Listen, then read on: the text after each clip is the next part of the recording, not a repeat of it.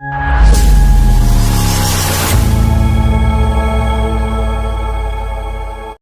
ছোট থেকে নাচ শিখে বড় হয়ে ভালো নৃত্যশিল্পী হয়ে ওঠেন চন্দননগরের সুতন্দ্রা। গয়ায় নাচের অনুষ্ঠান করতে যাওয়ার সময় কাকসায় মর্মান্তিক মৃত্যু হল সেই নৃত্যশিল্পী। ফের প্রশ্নের মুখে নারী নিরাপত্তা। দুর্গাপুরে কাকসার পানাগড়ে মদ্যপ ইফতিজারদের দৌরাত্ম্য। তরুণীর গাড়িকে ধাওয়া শেষে ইফতিজারদের গাড়ির ধাক্কায় উল্টে গেল গাড়ি। ঘটনাস্থলেই মৃত্যু তরুণীর। মৃত সুতন্দ্রা চ্যাটার্জি নামে বছর ২৬ এর এক তরুণী। দুর্গাপুরের কাকসার পানাগড়ের ঘটনা। চন্দননগর নারুয়া রায় পাড়ায় বাড়ি সুতন্দ্রা চ্যাটার্জির। সঙ্গী ছিল আরও ৪ জন। দুর্গাপুরের বুদবুদ এর একটি পেট্রোল পাম্প থেকে তেল ভরে ১৯ নম্বর জাতীয় সড়কে ওঠা মাত্রই মহিলার গাড়িকে ধাওয়া করে মদ্যপ ইফতিজারদের সাদা রঙের একটি গাড়ি। মহিলার সাথে থাকা সহকর্মী ও গাড়ির চালকের অভিযোগ, অশ্লীল ইঙ্গিত শুরু করে ইভটিজাররা কটূক্তি করতে থাকে। গভীর রাতের এই ঘটনায় রীতিমতো ভয় পেয়ে গিয়ে মহিলার গাড়ির চালক গাড়িটিকে কাকসার পানাগড় এর দিকে নিয়ে চলে যান।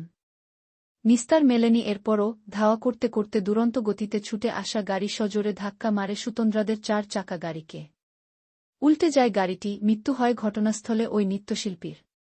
বাকি ২ জনকে আহত অবস্থায় বেসরকারি হাসপাতালে ভর্তি করা হয়েছে। কাকসা থানার পুলিশ এই ঘটনায় তদন্ত শুরু করেছে।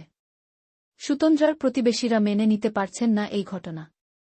এই ঘটনা পর আজ সকালে চন্দননগরে সেই মৃত তরুণীর বাড়িতে আসেন বিজেপির বিধায়িকা অগ্নিমিত্রা পল।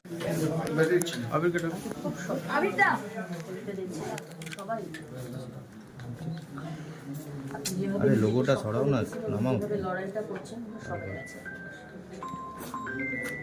ইন্ডিভিজুয়ালি আছে, পার্টির আমি জানি, শুনেছি। খুব আনফরচুনেট।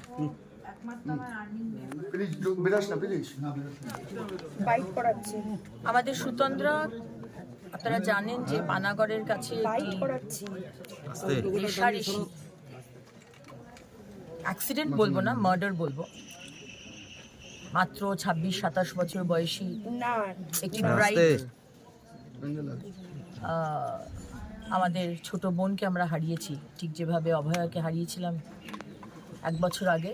আবার করে সুতন্দ্রাকে হারাতে হলো। সুতন্দ্রার মায়ের সাথে আমি গতকাল রাত্রেই কথা বলেছিলাম। উনি কথা বলার মতো জায়গায় ছিলেন না, কিন্তু তাও অত্যন্ত শক্ত, আমি ওনাকে স্যালুট করি।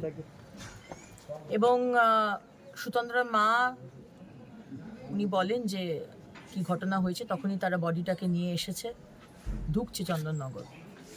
এবং তারা বললেন যে গাড়িতে যারা ছিল তাদেরকে সবাইকে আটক করে রেখেছিল কাকসা থানার পুলিশ। ৫ জনকে, ৪ জনকে, ড্রাইভার এবং পিছনে ৩ জন ছিল।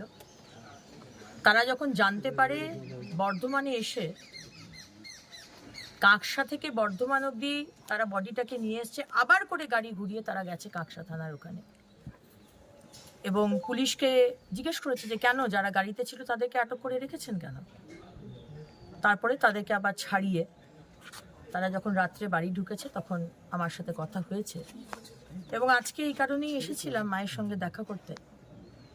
কারণ দেখুন, আজকে সুতন্দ্রার খুন হয়েছে। আজকে আমাদের রাজ্যে মহিলা মুখ্যমন্ত্রী, যিনি কদিন আগেই বাজেট হয়েছে, পশ্চিমবঙ্গ ওয়েস্ট বেঙ্গল লেজিসলেটিভ অ্যাসেম্বলিতে বাজেট পেশ করেছে, সেখানে উনি বলেছেন, আমরা বারবার যখন বলেছি যে মহিলাদের সুরক্ষা নিয়ে আপনি কি জিনিস রেখেছেন, উনি বলেছেন স্বাস্থ্যসাথী, এই আমাদের কন্যাশ্রী এবং সবুজ সাথীতে তার বাজেটের মধ্যে ঢোকানো আছে। আমার প্রশ্ন, আপনি তার মানে কি বলতে চাইছেন যে আজকে সুতন্দ্রার মতো মেয়েরা, আমরা যারা বাবা মা আমাদেরকে মুখে রক্ত উঠিয়ে পড়াশুনো করিয়েছে, যোগ্য বানিয়েছে, আমরা রাতের বেলায় কাজ করতে বেরোবো না?